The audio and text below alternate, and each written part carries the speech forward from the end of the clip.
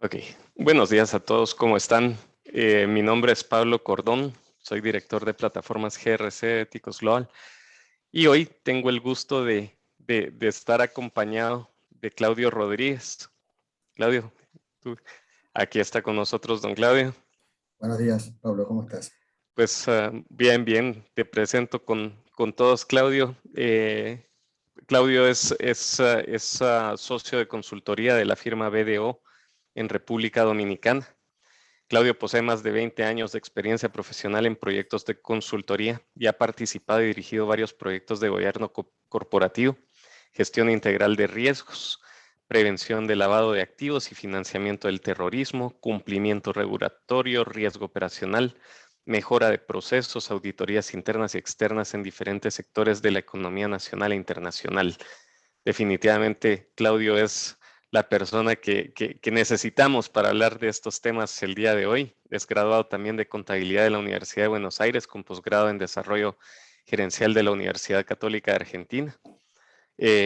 Claudio posee las certificaciones ISO 31000 e ISO 37000 e ISO 19600 y adicionalmente pues es instructor aprobado por la PSB en las normativas mencionadas. Entonces, Claudio, bienvenido y qué Gracias, gusto Pablo. tenerte Muchas aquí gracias con por la nosotros. presentación.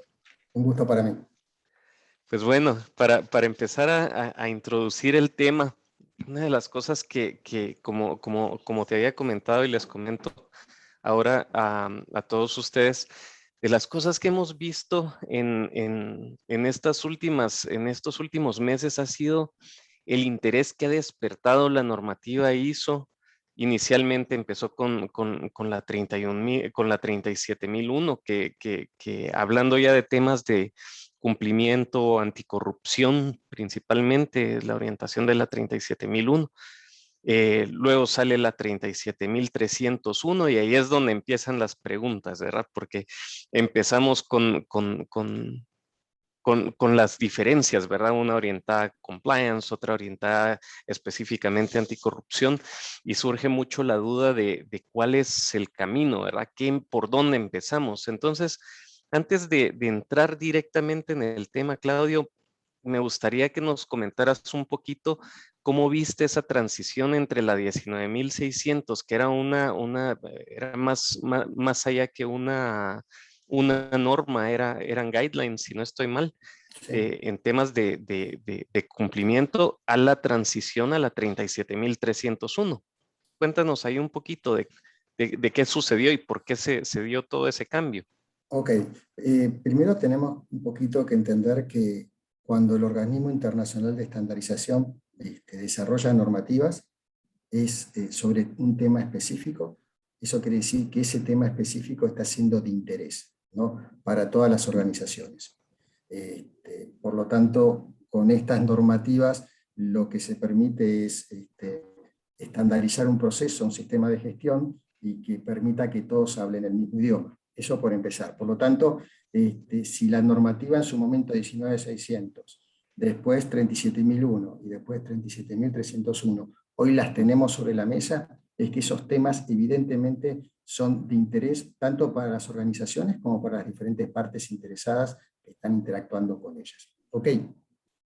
Ahora, con respecto a lo que vos mencionás de la transición entre 19.600 y 37.301, la misma, si bien la 37.301 salió hace poco, ¿no?, hace unos meses que la tenemos ya emitida formalmente, y ya todas las entidades que están interesadas están iniciando ese periodo exploratorio a los efectos de ver si ya aplican todos esos requisitos y lo implementan. Pero la realidad es que esa transición no es tan compleja, porque ya la 19.600, si bien como vos mencionaste, eran guías, ¿no?, o son guías, creo que bueno, va a estar vigente hasta octubre, por el momento son guías, ya la 37.301 te está llevando a directrices. ¿Por qué? Porque sabemos que es una normativa tipo A, que certifica tanto empresas como personas, a diferencia de la 19.600, que es tipo B. Pero el tema más que nada es que esa 19.600, por más que era tipo B y te establecía guías, era ya muy completa, y prácticamente la 19.600 te estaba hablando de un sistema de gestión de cumplimiento. Incluso la estructura 19600 es muy parecida a ya todas las normativas tipo A, o sea que te establecen contexto, te establece un tema de planificación, un tema de liderazgo, un tema de control operacional, un tema de mejora, de revisiones y mejoras. Por lo tanto, esa transición para aquellos que ya han explorado la guía 19600 y la han implementado en sus entidades, la transición no está siendo muy complicada. Es simplemente ajustar alguna de esas directrices para alinearlas a los requerimientos de la 37301 en algunos temas específicos, y por el otro, si vos me preguntás el mayor desafío en ese aspecto, ¿cuál va a ser? Posiblemente sea el tema de documentación, porque acordate que cuando ya la normativa se convierte en una normativa tipo A, que es certificable, uno de los puntos más importantes es ser muy rigurosos en toda la información documentada que de alguna manera va a sostener ese sistema de gestión. Posiblemente ahí es donde se van a tener que hacer los mayores esfuerzos. Y después hay algunos ajustes muy particulares. Por ejemplo, la ISO 19600 trataba al sistema de gestión dentro de la gerencia de riesgos. La 37301 ya te lo está tratando en una gerencia de gobernanza, o sea, lo ve más a nivel de gobierno corporativo. El otro tema que tenemos es los procesos que está pidiendo la 37301 con respecto a todo el reclutamiento de personal.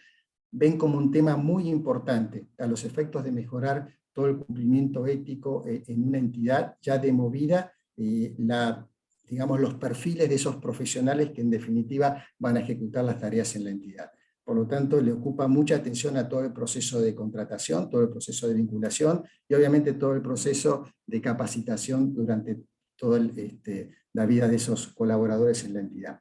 Otro tema importante entre las dos, fíjate que estas son las diferencias, digamos, más significativas que posiblemente una entidad que ya implementó 19600 tenga que prestarle atención, que el otro es, obviamente, el canal de denuncia. O sea, la 37301 ya te pide un canal de denuncias, cosa que la 19600 no. ¿Okay? Y eso ya es digamos, como un requerimiento muy significativo si lo estamos comparando con la anterior. Y otro tema importante es que posiblemente la 19600 estaba más que nada direccionada al cumplimiento de temas regulatorios y temas normativos. Y la 37301 te está abriendo todo ese espectro, te está abriendo toda esa visión y te dice no solo ataques tu cumplimiento regulatorio y tu cumplimiento normativo, sino todos aquellos compromisos voluntarios a los cuales la entidad se suscribió. ¿Okay? Entonces, eso ahí te podría mencionar que son los aspectos más importantes que habría que cambiar o habría que diseñar, pero si yo tengo que elegir uno que en definitiva es un mayor desafío para las entidades, es lo que te había comentado, todo el proceso de documentar, de acuerdo a lo que te pide la ISO, todos esos requisitos. Porque recuerden que una entidad, cuando inicia su proceso de certificación, el certificador lo que va a hacer es prácticamente solicitarte que todos esos requerimientos que está pidiendo la normativa estén en políticas, estén en procedimientos, estén en mandatos, estén en diferentes documentos de la entidad. Qué interesante eso, sí, porque justamente estaba tomando algunas notas, me llamó mucho la atención del tema del reclutamiento, porque entonces ya te pide más procesos de conozca a su colaborador. Exactamente, conozca a su Ya no, colaborador y aquellas entidades que ya hayan explorado la implementación de una estructura de lavado de activos, seguramente ya tienen alguna dinámica con respecto a conozca a su empleado. Y acá ya se pueden apalancar en esas actividades para poder cumplir con ese requisito de 1301. Y los que no están, es una oportunidad para fortalecer muchas actividades en el área de recursos humanos. interesante. Y el otro tema que me llamó la atención mucho que mencionabas era la diferencia entre que la 19600 y la 37301, ya la exigencia en temas del canal de denuncias ya es un poquito mayor y justamente la aprobación de las guidelines 37002 que justamente hablan Justamente es sobre las eso. mejores prácticas, Exacto. ¿verdad? Sí, o sea, si vos querés implementar y estar alineado con la 37031, ese canal de línea de denuncia lo tenés que tener.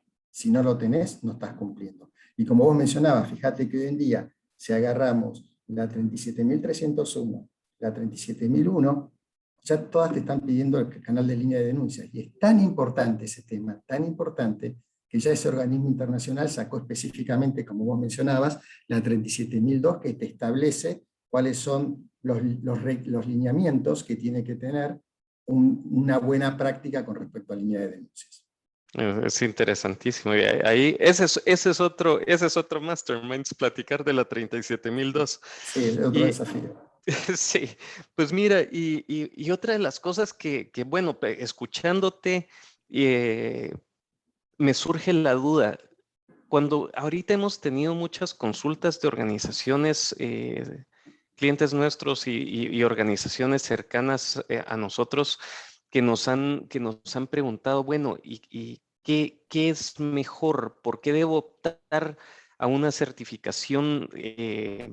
A una certificación ISO en lugar de quedarme solo cumpliendo con las guías. ¿Qué ventajas, qué beneficios tengo por ser ISO? O sea, Sí. porque partamos de dos cosas. Uno, ¿por qué debería certificarme? Y después entremos al tema de los beneficios, pero ¿por qué debería una organización certificarse? Primero, un poco lo que las organizaciones hacen, o sea, cuando vos me preguntás por qué se debería certificar, porque realmente cuando la organización ya está implementando todos los requerimientos de la normativa, ¿no? Y los tiene ya funcionando, ¿okay?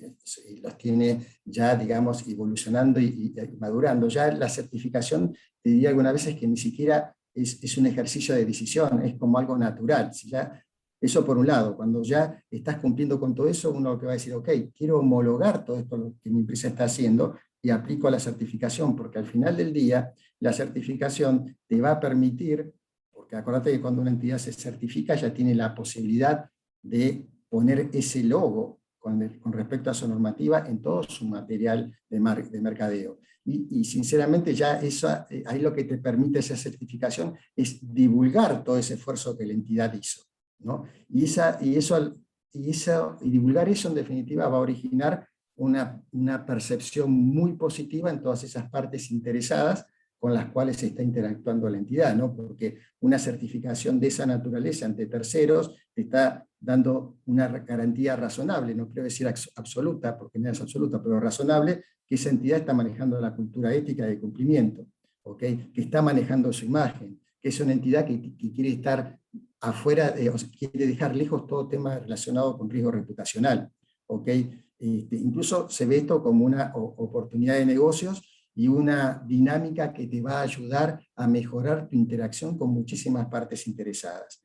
Eso va por un lado, pero hay otras situaciones que hacen que una entidad tenga que aplicar a un proceso de certificación, que es presión de ciertas partes interesadas, ¿no? Que también, o sea, es como que ahí tenés diferentes situaciones en cada una de las entidades. Otra que ya lo están haciendo por buena práctica y que toda esa implementación le podría originar lo que te comenté, ¿no? Es reforzar esa imagen, quedarte lejos del riesgo reputacional, pero otras se están viendo con la necesidad de hacerlo porque si no lo hacen, su interacción con ciertas partes interesadas, por ejemplo, hoy estamos viendo mucho en entidades financieras que ya organismos internacionales, cuando te están liberando un préstamo dentro de sus requisitos, te están pidiendo capaz no tener la certificación, pero sí tener una práctica anticorrupción implementada. ¿Okay? Entonces ya también esa presión de partes interesadas te está llevando a la necesidad de aplicar a un proceso de certificación. ¿Okay? Interesante, interesante el asunto porque efectivamente organizaciones internacionales que fondean bancos, fondean proyectos grandes, bancas de segundo piso, ya ven este tipo de certificaciones como una necesidad, ya no como Sí. un nice to have. No como algo adicional que podés poner como valor agregado. Pero también te quería comentar algo que es importante. Tenemos que, en el caso de la 37.001 que estamos hablando ahora, que está relacionado obviamente con la 37.301, cuando pensamos en corrupción, no solo pensemos que están involucrados, o sea, que vas a tener que interactuar con funcionarios de gobierno, también puede haber corrupción entre partes privadas. ¿Okay? Por lo tanto, ya estamos viendo muchos consejos, muchas juntas, quieren implementar, no te digo certificar, pero por lo menos hacer un primer esfuerzo de implementación para poder mitigar todo el riesgo de corrupción que pueda haber en su entidad con respecto a dinámicas o interacciones entre privados, entre un jefe de compras y un proveedor, por ejemplo. O sea que también al final del día, una implementación de esta naturaleza te ayuda a mitigar ese riesgo, que en definitiva es un costo para la entidad, ¿no? Y aparte de mitigarlo, lo que estás haciendo es fortalecer muchos controles internos que hoy en día hay entidades que los tienen muy robustos, pero otras que posiblemente necesitan reforzarlos, ¿no? Y hablar de costo es relativo, ¿verdad? Porque una de las cosas que más he aprendido en este mundo es que todo lo que se hace para mitigar este tipo de riesgos resultan ser excelentes inversiones más allá de costos. Bueno, Entonces, sí, entonces sí. es una inversión. Lo que pasa es que algunas, Pablo, como cuando hablamos de inversión, como fíjate que esta 37.301 y la 37.001 están relacionadas con mitigar riesgos que, digamos, en el mundo de los gerentes de riesgos se denominan riesgos de muy difícil cuantificación. O sea, no es como un riesgo de crédito que vos tenés un incobrable y prácticamente ya sabés cuánto te está costando eso, ¿no? Estos son riesgos complicadísimos porque no podés cuantificar. Cuando vos tenés un tema de riesgo reputacional que te impacta y te pega, lo que no podés inmediatamente entender es cuánto me está costando esto, ¿okay? ¿Cuánto es el impacto en la entidad? Y obviamente lo mejor es no tener que llegar a ese momento y poder implementar todo esto, y eso que quede lejos del escenario de la entidad. Sí, pues mira, y se vuelve interesante la charla porque empiezan a sonarme dudas en la cabeza y empiezan a surgir cuestionamientos, ¿verdad? ¿Qué es primero, el huevo o la gallina? Y sale la 37.001 primero, pero se supone que la 37.301 es como una base para 37.001. Entonces, surgen también esas preguntas sobre cuál debería de ser la primera. Si no tengo ninguna certificación ahorita, ¿cuál debería ser mi driver para escoger por dónde irme? ¿Debería ser una 37.301? ¿Debería ser una 37.001? Con especialidad no sé, Sí. ¿cuál debería de ser el driver que deberíamos de identificar para saber por dónde irnos al momento de elegir una certificación? Mira, primero te quiero aclarar que esa duda que vos mencionás no solo la tienen en Guatemala, sino en prácticamente todas las entidades de la región que ya están comenzando a explorar los temas de cumplimiento y se encuentran que hoy en día tienen dentro de ese menú de alternativas estas dos certificaciones, ¿no? Y ahí te quiero comentar, primero hay que ver, ahí es fundamental, no hay una receta mágica, ahí cada entidad vive su mundo, su contexto, ¿no? Si vos si yo te digo, bueno, el escenario ideal, ¿cuál sería? Supongamos que una entidad no tiene ninguna presión en lo inmediato para, por ejemplo, implementar 37.001, capaz el mejor camino es implementar 37.301, que ya te establece todas las bases de un sistema de gestión de cumplimiento, la cual incluye parte de los requerimientos de la 37.001, y sobre eso ya agregar lo que sea los requisitos necesarios que te pide la 37.001. Ese sería el mundo ideal, pero lo que estamos viendo en la región es que muchas entidades hoy en día están optando por la 37.001 por presiones que tienen, o sea, tienen que cumplir con terceros, como te comentaba, el tema de organismos internacionales. En la banca ya lo ves mucho con los bancos corresponsales. Los bancos corresponsales, cuando están hablando con sus oficiales de cumplimiento de los bancos en Latinoamérica, aparte de hacerle todas las preguntas que rutinariamente le hacen con respecto al lavado de activos, también le preguntan, ¿tienen implementado una práctica anticorrupción? Y muchos responden, sí, el lavado te evita de alguna manera o te mitiga el riesgo de que un cliente corrupto te ponga dinero en el banco o en nuestras cuentas. Y los corresponsales dicen, no, lo que me interesa es que ustedes como entidad estén fuera de eso, porque yo no quiero tener como cliente, no quiero hacer negocios con una entidad que el día de mañana puede estar involucrada en un tema de corrupción, porque me estarías originando un riesgo reputacional. ¿Okay? Entonces, las entidades que están viviendo ese tema, obviamente están yendo a la 37.001 sin hacer mucho análisis, porque lo necesitan. Ese es un escenario. Pero como te comentaba, si estamos en un escenario sin presiones, evidentemente la 37.301 ya te establece toda la base para gestionar el tema de corrupción y otros temas más, y sobre esa 37.301, si uno la tiene bien implementada, es ajustar algunos requerimientos específicos para alinearlo a la 37.001. Okay. No te escucho ahí, Pablo. No. Perdón, que a veces Sí. para evitar ruidos de fondo Okay. desconecto mi micrófono. No, te decía que aquí tomando un poquito de notas de lo que comentabas, realmente el driver principal que vemos es la presión, ¿verdad? Presión sobre qué requerimientos podría estar teniendo una organización. Sí. Entonces, podríamos sacar como conclusión de esto es que sin esa presión, sin ese punto que están poniendo algunas organizaciones sobre los posibles certificados, la mejor opción sería irse por la 37.301. Sí, sería lo más natural, porque en definitiva es la base de toda esa gestión de cumplimiento. Y tienen la misma estructura. Acordate que todas estas certificaciones tipo A, como la 37.301, la 37.001, ¿okay? La 27.001, la de seguridad de información, tienen la misma estructura. Tienen exactamente la misma estructura de requerimientos. ¿Para qué? Para que una entidad, si quiere implementar más de un sistema de gestión, y ya tiene uno implementado, la implementación del otro sea lo más fácil, o sea, lo más easygoing, lo más llevadera posible, sin duplicar actividades. ¿Okay? Por lo tanto, ya con la 37.301 estarías armando como una base muy sólida para implementar la 37.001. ¿Okay? Dentro de los drivers, me olvidé de comentarte, hablamos del tema de presión y también ya vemos que muchos países están revisando, hay muchos que tienen leyes anticorrupción. ¿Okay? Y, por ejemplo, en el caso de Perú, prácticamente las entidades están desde hace 2 años en un esfuerzo enorme de implementar prácticas anticorrupción, porque tienen una ley pero muy capaz de las más robustas en la región. Y otras que ya están comenzando a revisar sus leyes, y seguramente eso va a ser otro driver importante en muchas jurisdicciones, que va a originar que muchas entidades tengan que optar al principio por la 37.000.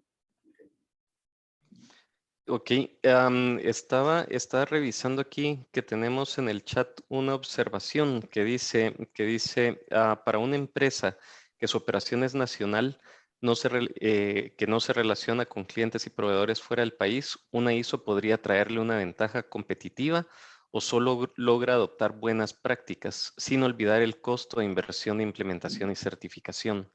Mira, yo entiendo que siempre vas a tener una ventaja competitiva.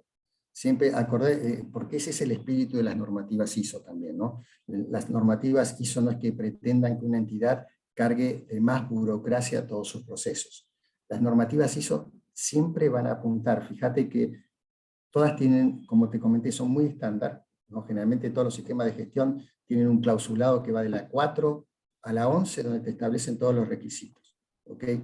Y usualmente el requisito 10 y 11 están relacionados con el tema de seguimiento y mejora de ese sistema de gestión y la oportunidad de implementar siempre oportunidades de mejora, que es lo que se denomina mejora continua. ¿Para qué? Para ser mucho más eficaz y eficiente de cara al cliente.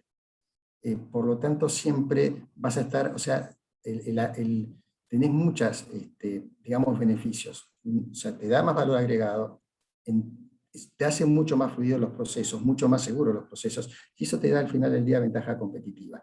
Y obviamente, como te comentaba, es un tema de imagen, ¿no? También un tema de imagen que se va a ver reforzado. No lo veo Buenísimo. sinceramente como un costo, ¿no? Y sobre todo, te digo más, esa ventaja se observa muchísimo más, sobre todo en entidades capaz pequeñas y medianas. ¿Por qué? Porque un banco, por ejemplo, un banco que hoy en día acá, por lo menos en República Dominicana, hay muchos que lo están implementando, ya tienen estructuras de control interno extremadamente robustas porque están regulados, es un negocio, digamos, que necesita controles. Pero cuando se implementa esta normativa, que también es importante mencionar que esta normativa es aplicable, estas todas, a cualquier tipo de industria, ¿okay? Y a cualquier empresa, sea el tamaño que tenga. Por lo tanto, en aquellas que lo están implementando y que son pequeñas y medianas empresas, ahí se ve esa parte de mejora de procesos, de fortalecimiento de actividades de control, se ve pero de una manera muy, pero muy significativa, ¿no? Esas mejoras. Y hace mucho sentido porque un gran corporativo de cierta forma representa bajo riesgo para un cliente, para un Sí, inversionista, sea un banco que quiere meterles plata, mientras que en la pequeña y bueno, mediana exacto. empresa generan un riesgo mayor. Por consiguiente, este tipo de programas ayudan a mitigar Ayuda. riesgos o a generar una imagen distinta sobre el riesgo que podría tener el...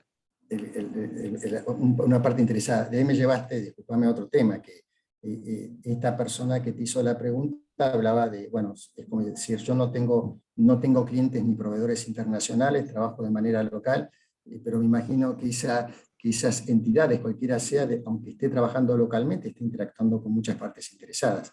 Y seguramente muchas de esas partes interesadas son bancos. Y seguramente los bancos, en el contexto que estamos viviendo hoy, sobre todo en ciertos países de Latinoamérica, cada vez están siendo mucho más cuidadosos y mucho más exigentes con lo que le están solicitando a sus clientes, sobre todo entidades. ¿Okay? Y seguramente, como ya te están pidiendo muchísimos temas relacionados al lavado de activos, si uno ya a esos bancos, cuando les hacen las revisiones, te conozca a su cliente, le dice, mira que yo tengo implementado una práctica anticorrupción en mi entidad o estoy certificado, te puedo asegurar que ese banco, ya ese cliente lo trata, o sea, lo encara de otra manera. Lo encara de otra manera. Ok, no, pues mira, interesantísimo el tema. Y ahí viene hablando un poquito del título, del título del evento de hoy, mitos y realidades. Eh, una certificación como estas realmente te convierte en una organización blindada en donde nunca va a volver a pasar un hecho de corrupción, por ejemplo, si habláramos de la 37.301. O pueden seguirse dando faltas a este problema y generar de todos modos los problemas reputacionales, aunque tenga la estrellita en la Sí. frente. Bueno, buena pregunta esa también. La respuesta es muy, muy directa. No te va a blindar. No te va a blindar. Además, sabes que estos, en definitiva, son todos temas de riesgos. Y los temas de riesgos en una entidad nunca los vas a llevar a un nivel cero. Nunca. Siempre la entidad va a tener que convivir. Por eso en todas estas dinámicas se tienen que hacer matrices de riesgo y en definitiva se llega a un riesgo residual que es el que tiene que aprobar el consejo y la alta gerencia. O sea, parte del riesgo lo vas a tener que asumir, lo que no te va a blindar. Obviamente te va a ayudar muchísimo a mitigar y a controlar toda esa situación. ¿Okay? Pero no te va, y de hecho, fíjate que es tan importante tu pregunta, que la misma 37.001, en una de sus, entiendo que es en la parte de introducción, específicamente te dice que la implementación de los requerimientos de esta normativa no te va a evitar que puedas tener una situación de corrupción en tu entidad. ¿Está claro? Sí, y yo creo que es muy oportuna es cuestionarse al respecto, ¿verdad? Porque porque tener el sello, tener el cartoncito pegado en la pared, hacer toda la divulgación, el decir, miren qué bonitos somos, realmente si no hay un cambio de actitud organizacional, igual vamos a estar expuestos al mismo riesgo, ¿verdad? O sea, Sí, siempre, no nos siempre, excluye. Y ahí, siempre. y ahí viene la gran pregunta, porque todo empieza desde arriba, ¿verdad? Por eso es que se habla mucho del tone at the top, del tone at the middle. Eh, ¿Cuál es en tu experiencia? Hablando, porque me gusta siempre a veces hacer también la comparación entre un compromiso alto, un compromiso medio, un compromiso bajo. Entonces, en tu experiencia, ¿cómo has visto el éxito de la implementación de los programas cuando relacionándolo directamente al compromiso de la alta gerencia? Sí. Eh, Mira, primero, obviamente, cuando una entidad comienza a explorar la posibilidad de implementar normativas de esta naturaleza que te demandan, o sea, que no te digo que te demanden bueno, según cómo esté la entidad, te va a demandar un esfuerzo menor o mayor, pero realmente al final del día vas a tener que destinar a esa implementación recursos humanos, vas a tener que destinar recursos financieros, y vas a necesitar un nivel de compromiso y de involucramiento muy fuerte de todas las áreas de la entidad. Eso, entonces, en definitiva, porque usualmente las políticas anticorrupción o las políticas de cumplimiento te van a demandar eso. Por lo tanto, cuando ya se aprueba una política, eso quiere decir inmediatamente que ese consejo o esa junta ya están demostrando a través de esa política que van a habilitar todos los recursos para que la misma se cumpla. ¿Okay? Por lo tanto, ahí se tiene que dar un tema de compromiso muy, muy fuerte. Si realmente se hace una política de esa naturaleza, que ya la entidad tiene que cumplir, y no está, y el compromiso no se hace tangible, ahí estamos en un verdadero problema, ¿no? Pero que hasta ahora sinceramente nunca lo vi. Realmente las entidades que han comenzado con estos proyectos han mostrado desde su más alto nivel un compromiso muy fuerte. ¿Por qué? Porque después viene el otro tema. Cuando vos comenzás a implementar eso, por un lado vas a tener tu consejo, que es como ese órgano de supervisión, ¿no? Que estableció los lineamientos y le va a pedir a esa alta gerencia que los haga, que permita, ¿no?, que esos lineamientos se concreten.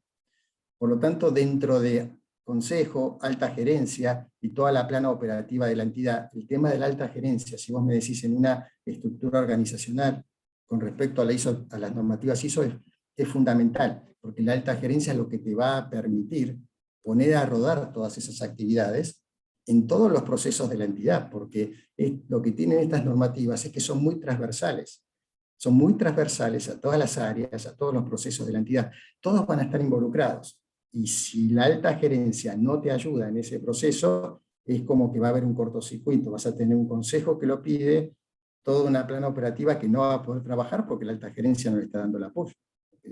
Entonces hay compromiso, fíjate, entonces eso te origina compromisos muy fuertes que son diferentes, ¿no? El consejo es dar, a través de esa, emite la política y va a tener que liberar o disponer esos recursos. Y la alta gerencia va a tener que ayudar a que todo eso se pueda ejecutar en todos sus procesos.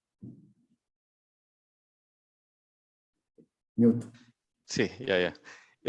Interesante el tema también del compromiso financiero, ¿verdad? Porque no solo hablamos de la decisión de la alta gerencia de implementar este tipo de proyectos, sino también el compromiso de fondear este tipo de proyectos. Sí. Y ahí va una pregunta que creo que la tocamos de cierta forma, y es la parte de la inversión. Y es, ¿cuáles son los principales temores que has visto que tienen las organizaciones o hablando de estas personas que están en posiciones de liderazgo? Cuando se habla de la inversión, ¿qué es lo que más los frena? ¿Cuáles son esos, así como hablamos de los drivers para ir para adelante? Bueno, ¿cuáles son los frenos que en una de esas has encontrado respecto a la adopción Sí. de este tipo de Sí. certificaciones? Tienen sobre la mesa las propuestas, dicen, ok, ya tenemos la propuesta que más nos convenció, pero hablemos de esos peros. ¿Cuáles son los peros que más has visto tú que detienen a las organizaciones Sí. eventualmente? Ok, buena pregunta. Mira, antes del pero hay una actividad que una entidad o aquella persona, usualmente cuando la entidad comienza toda esta dinámica y a partir del consejo dicen, nos gustaría explorar la posibilidad de implementar una normativa de esta naturaleza, usualmente a ella se asigna una persona. Capaz en ese momento la entidad no tiene un oficial de cumplimiento, que sería lo natural, pero asignan una persona. Y fíjate que es interesante lo que mencionas, porque posiblemente la primera actividad de esa persona, que incluso te lo pide la normativa, es hacer un business case. O sea, es analizar por qué la entidad, o sea, cuáles van a ser los beneficios para la entidad de implementar esa normativa. Que en definitiva, ese business case lo que te va a ayudar es a mostrarle al consejo por qué se está haciendo esa inversión. ¿Okay? Entonces, ese es el primer pasito. Y ahí obviamente vas a tener, según el contexto en el cual se mueva cada compañía, un montón de situaciones que te llevan a que es conveniente esa implementación, que es un poquito relacionado con lo que vimos de beneficios y demás. Una vez que pasaste eso, es como que ya todos tienen claro ese tema de inversión. Ahora, yendo directamente a la inversión, más que nada, yo creo que hay un temor inicial con respecto a la inversión. ¿Okay? Como diciendo, bueno, acá muchas empresas cuando ya les mencionan, mira, acá tenemos que contratar un consultor, y sube un consultor y pum, ya es como que ya lo ven como un gasto. Primero, la inversión obviamente va a ser diferente en una empresa que tiene una estructura organizacional muy robusta, porque prácticamente muchos de todos los controles operativos que te pide la normativa seguramente van a estar implementados. ¿Okay? Pero supongamos una entidad que no tiene absolutamente nada. Si vos me decís la inversión dónde va a estar dirigida, y bueno, vas a necesitar esas horas hombre que ya tenés en la entidad, cierta cantidad de esas horas hombre, destinarlas a apoyar todo el proceso, digamos, el proceso de implementación, ¿no? Y ahí cuando llamo horas hombre puede ser si hay equipo de riesgo, si hay dueños de procesos, van a tener que poner un encargado en esos dueños de procesos que entiendan esos riesgos, y va a haber que destinar una persona que tenga el título de oficial de cumplimiento para que chequee que todo ese sistema, todos los requerimientos están implementados y que de alguna manera lleve a cabo ese programa de cumplimiento. ¿Okay? Fíjate que hasta ahora, y en todo eso te va a acompañar un consultor, pero están, ¿cómo te puedo decir? Están directas los requisitos de la normativa, que tampoco se necesita horas, una gran cantidad de horas de consultor, porque el consultor te dice, mira, tienes que hacer A, B, C, D, I, generalmente lo hace la compañía y el consultor después revisa. ¿Okay? Y cuando vos me decís, ¿en qué te va a ayudar el consultor? Y obviamente el consultor te puede ayudar en el primer pasito, que es la política anticorrupción. Y de la política anticorrupción, capaz ahí sí hay mucha inversión de tiempo, porque según la entidad, una política necesita un proceso de revisión bastante robusto, ¿no? Porque sabes que en definitiva va a ser un documento de los principales de la entidad. Y una vez que tenés eso, te va a disparar a hacer una matriz de riesgos. Al hacer la matriz de riesgos te vas a entender qué empleados pueden estar expuestos a actividades de riesgo de corrupción y hacerle planes de capacitación direccionados. ¿Okay? Pero fíjate que todas son actividades muy puntuales y que realmente no necesitan un costo de inversión significativo y que al final del día estás ayudando a mejorar tus procesos. Es interesantísimo todo este tema, a mí me encanta. Mira, Iva, decidimos, ya pasamos todo ese proceso de convencimiento. Bueno, vamos a hacer la inversión, si nos vamos. Ahora hablemos qué pasa después del banderazo de salida. Okay. ¿Dónde has visto que existen los mayores retos? ¿Cuáles son los retos que tienen las organizaciones? Pensando en hoy vamos a tomar la decisión de irnos para allá. Tenemos que tener algo preparado, tenemos que empezar con algo, deberíamos de haber previsto tal o cual situación. ¿Cuáles son esos retos que podrían tener las organizaciones y que podrían empezar ellos a pensar de mejorar previo incluso a meterse a una certificación precisamente para enfrentar estos retos? Okay. Como vos mencionabas, una vez que ya se toma la decisión y comenzás a recorrer ese camino de la implementación para luego lograr una certificación, el mayor reto es alinear a todas las partes que van a estar involucradas. ¿Okay? Porque realmente son proyectos que donde está el mayor desafío no es tanto la inversión, sino el disponer del tiempo, ¿no? De todos esos involucrados, que va a ser prácticamente todos los procesos de la entidad. Entonces, primero y fundamental es poner una vez que se va a iniciar todo ese proceso, ponerlos a todos en conocimiento. No sé, hay que hacer una tarea de comunicación muy robusta para que todos entiendan hacia dónde quiere ir la entidad. ¿Okay? Y después tener el compromiso de todo ese colectivo que forma la alta gerencia y dueños de procesos en que te acompañen, ¿no? En todas las actividades en las cuales ellos van a tener que estar involucrados. Y que son prácticamente, yo te diría que casi el 90% de las actividades de una implementación. Porque al final del día, recordamos que no deja de ser un tema de riesgos. Por lo tanto, el oficial de cumplimiento anticorrupción, una vez que ese programa, esa gestión esté implementada, la va a monitorear, ¿okay? Y va a ayudar como consultora a que se mejoren todos los requisitos, pero el día a día de cuidar ese tema de práctica anticorrupción la van a tener los procesos, los dueños de procesos. Por lo tanto, se necesita, ese es el mayor desafío, alinearlos, hacerles entender y que se comprometan. Y ahí va mi pregunta. Fíjate que yo a ese tipo de palabras a veces les tengo miedo porque suenan tan fáciles de comprender y uno dice, sí, hay que alinear, pero realmente tal vez toquemos un poquito más el tema de alineación. Cuando hablamos de alineación, ¿cuáles son esos retos que tienen las organizaciones? Ya, Porque suena fácil, pero no es fácil. no, no es para nada fácil, porque alinear es una palabra muy general. Después tenés que ver qué quiere decir alinear a cada uno de los involucrados. Y yo ahí te puedo dar un ejemplo de la realidad que algunas veces lo que te pasa en la realidad es lo que mejor te puede demostrar esta situación y cuán complicado puede ser ese alineamiento. Y el ejemplo es el siguiente: ponele que una buena práctica anticorrupción es que las compensaciones variables de todos los oficiales, de todos los que están en ventas, sean revisadas a los efectos de entender si ese mix entre fijo y variable es muy agresivo y hace que genere en ese colaborador una actitud de hacer una mala práctica para poder lograr su variable. Eso es el primer, y eso entonces ya se tiene, y eso implica que el oficial de cumplimiento anticorrupción se tenga que involucrar en la definición de ese mix fijo y variable, y aparte monitorearlo. Entonces fíjate que esa pequeña actividad ya es un cambio cultural muy fuerte para la gente de negocios, que entienden que se está metiendo en su mundo alguien de cumplimiento que en eso no tiene nada que ver. Entonces yo te puedo asegurar que esta pequeña actividad que yo te mencioné, la menciono porque siempre que encaro un proyecto de esta naturaleza sé que ahí voy a tener un problema. ¿Entendés? O por ejemplo, cuando vos le vas a decir, mirá, todas esas cuentas relacionadas con regalos, con hospitalidad, con donaciones, que podés utilizar en el área comercial, alguna de ellas, te las voy a tener que monitorear. Y los VP de negocio te dicen, ¿por qué?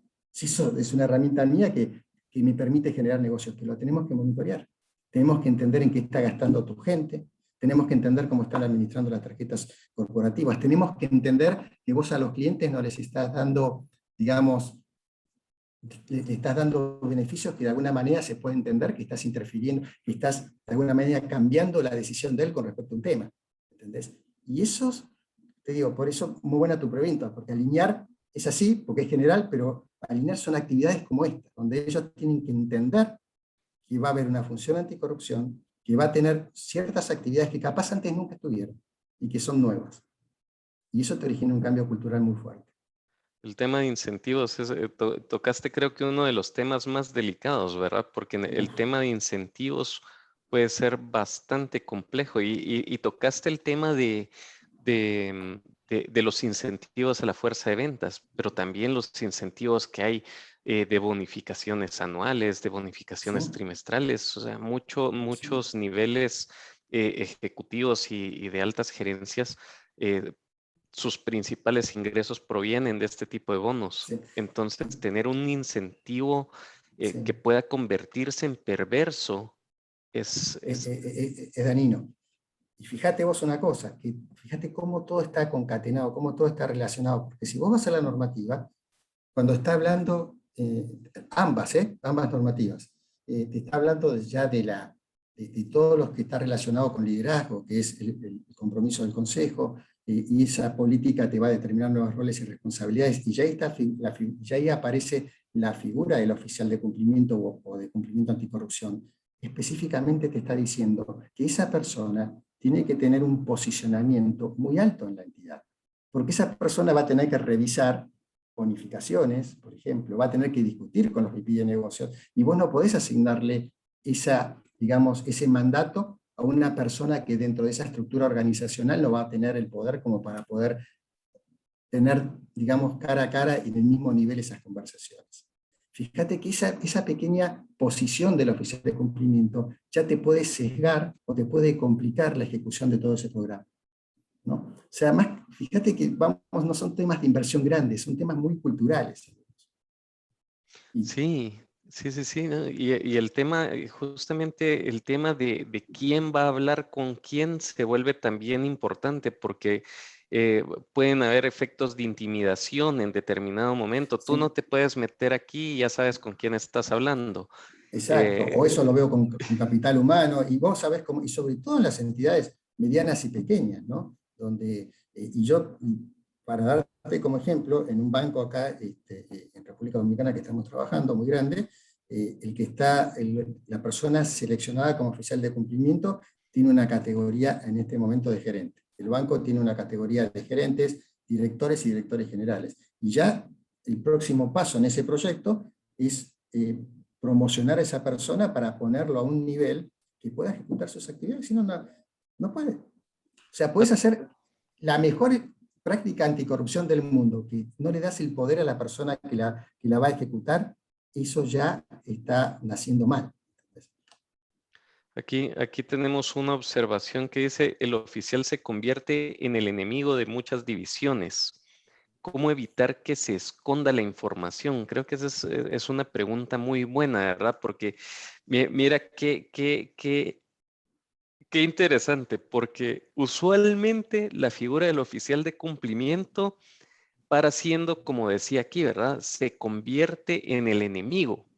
Bueno, eso que Y vos mencionás, después, y después, fíjate vos, porque esa es la forma muchas veces de pensar, y está equivocada, porque no es tu enemigo, es la persona que te está cuidando para que no te metas en problemas al final del día, tanto a la entidad como a las personas individualmente, porque acordate que un tema de, por ejemplo, en esta práctica anticorrupción, ok, una persona, si se identifica un fraude de corrupción, que recordemos que también este tema de corrupción está dentro de todo ese portafolio de actividades de fraude, puede ser, obviamente, puede originar, que te lo dice la normativa, el despido de esa persona, y según el grado de importancia que tenga esa actividad de corrupción, el caso se puede judicializar. Por lo tanto, con todo el riesgo reputacional que eso le puede originar a una entidad.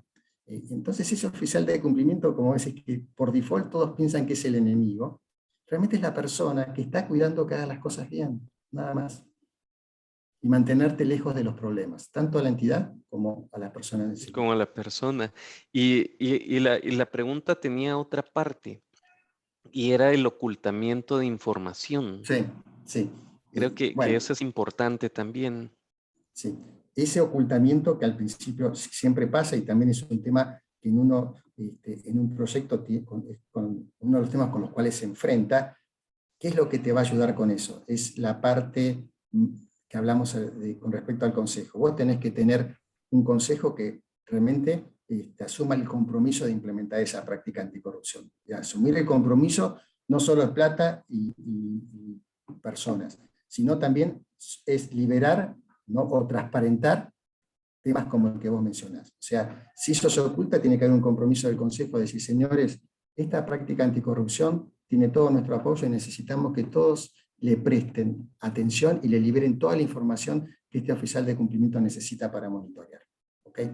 Por eso usualmente ese oficial de cumplimiento también va a ser una persona que va a reportar, sería lo ideal, a un comité de cumplimiento para darle todavía más independencia, y ese comité usualmente es un comité de consejo, por lo menos en bancos, en entidades financieras grandes, por ejemplo. En entidades no financieras y pequeñas, las estructuras de gobierno corporativo son un poquito distintas, que también es un desafío.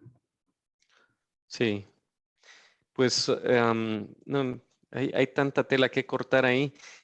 A todos nuestros participantes, ya estamos cerca de terminar el Masterminds del día de hoy, y nos encantaría que los que puedan tener alguna pregunta puedan escribirla y compartirla con nosotros. Em, para mientras sigamos platicando, porque tocaste un tema hace un ratito que fue el tema de las presiones que pueden existir desde el tema legal y ya regulatorio y normativo de los países, ¿verdad? Porque como bien hemos visto, por ejemplo, la región sudamericana, ya hay países como Perú, estamos hablando de Ecuador. también Ecuador, eh, de cierta forma Argentina, Sí, tu tierra tiene algunas regulaciones interesantes. No sí. nos metamos al tema político, No, solo no, no, quedamos no. en el tema regulatorio. Y menos en este momento. Menos en Sí, este sí, sí. momento como están las cosas. Entonces, y vemos que todos los países ya están cambiando, ya están yéndose a este camino. De hecho, Costa Rica, si vemos ya cómo se nos está acercando, México nos está cerrando por un lado, Costa Rica ya fue aceptado por OCDE y tiene hace este año, si no estoy mal, aprobaron regulaciones muy fuertes en todo este tema normativo de responsabilidad penal de la persona jurídica, cosas que también empujan a todo el tema de cumplimiento. Entonces, ¿cómo ves? bajo tu perspectiva, ¿cuál es el futuro? ¿Cómo es el futuro de esto a nivel, quedémonos en la región centroamericana, que es donde más nos movemos los que estamos aquí?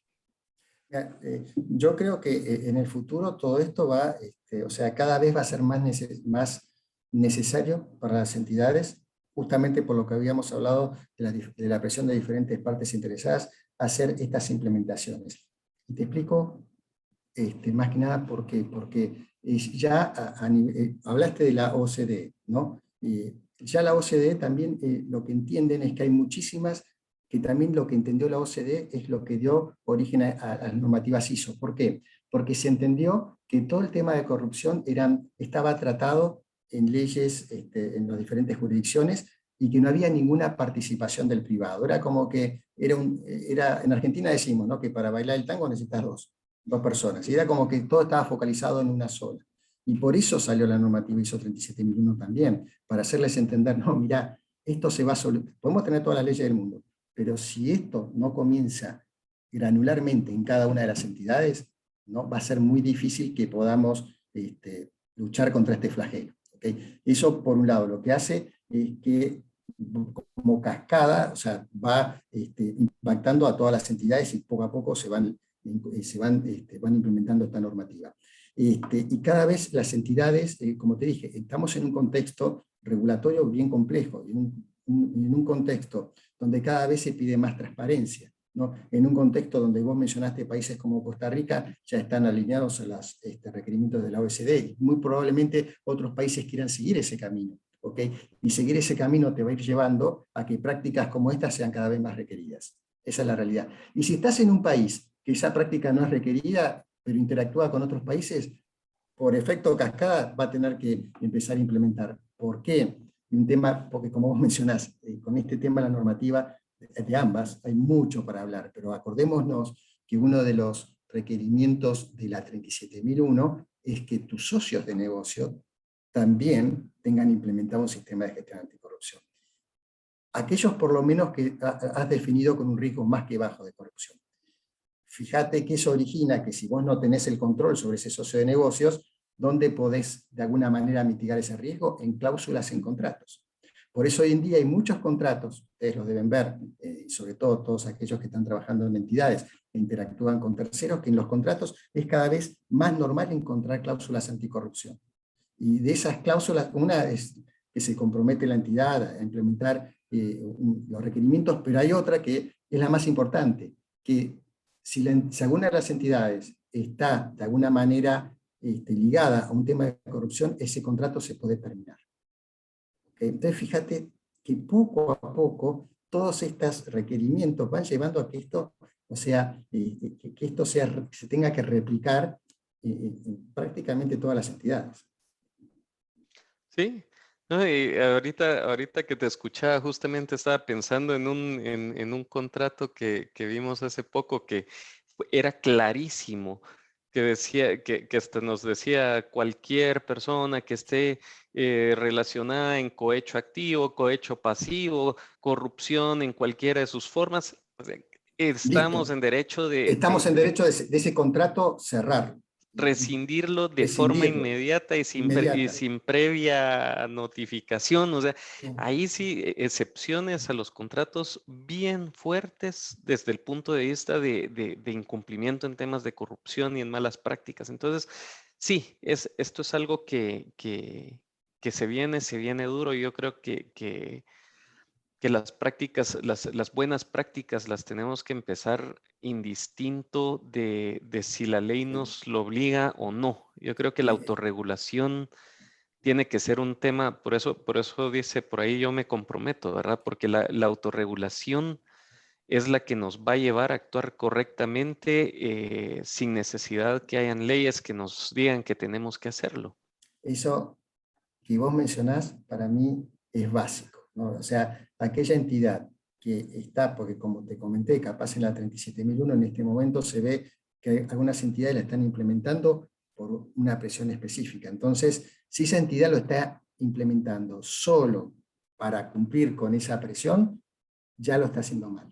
Si vos eso lo tenés que hacer porque es un tema, querés cambiar la cultura, querés reforzar el cumplimiento ético, querés hacer una empresa más transparente, una empresa que administra bien su riesgo reputacional. Si ya entras con esos conceptos, seguramente toda esa implementación y todo el fluir de ese sistema de gestión va a ser, digamos, va a estar alineado al cumplimiento de los propósitos. Fantástico. Claudio, ya a 2 minutos de cerrar, ¿alguna recomendación, algún consejo que te gustaría dejar a los asistentes? Mira, yo como consejo es un poquito lo que también ya hablamos en una parte de esta charla, y cuando vos comentaste el tema de la inversión. Yo creo que hay muchísimas entidades que están muy interesadas en explorar esto y capaz lo están viendo como un gasto o capaz tienen la percepción que es una inversión desmedida. Y realmente no es una inversión desmedida. O sea, primero que va a valer la pena, pero segundo, es una entidad, implementar esto es generar cierta documentación y ajustar ciertas actividades de su estructura organizacional. No es algo que realmente te cambie, una inversión que te cambie la estructura de tu piel, en absoluto, en absoluto. O sea, que no tengan miedo, explórenla y van a ver que las entidades van a ser mucho más transparentes, ¿no? Van a dejar el riesgo reputacional, no lo vas a llevar a cero, como dijimos, pero lo vas a poder, va a ser una administración, vas a empezar a administrarlo y en definitiva todo eso va a tener un impacto con no solo tus clientes, tus partes interesadas. Fantástico, Claudio. Pues de verdad, muchísimas gracias a todos por acompañarnos en el Masterminds del día de hoy. Les quiero pedir por favor a los asistentes que no se olviden de calificarnos. Ahorita ya les está apareciendo la calificación en su pantalla. Todo esto nos sirve para mejorar y para poder presentarles temas de su interés. Claudio, Sí. te agradecemos altísimamente tu tiempo el día de hoy. No, por favor, Pablo, para mí un gusto poder compartir esto con ustedes. Es un tema que me gusta mucho, por lo tanto no es ningún problema, o sea, al contrario. A veces se queda uno con poco tiempo. Uno dice, 1 hora, ¿qué tanto vamos a hablar? De repente yo ya Eso es veía el así, tiempo, ya se es nos así. estaba Uno yendo. piensa 1 hora y capaz le podemos meter 1 hora más, si querés. Es así. Tranquilamente, Es tranquilamente. así. Si no se seleccionaran las preguntas y se platicara abiertamente y nos tomamos el cafecito, que yo sí he estado tomándome el cafecito durante todo este tiempo, el tiempo se nos iría. Sí. Así No que, sé si hay una mano levantada, discúlpame. hay una mano Pablo. levantada. No sé si- Quiero ver.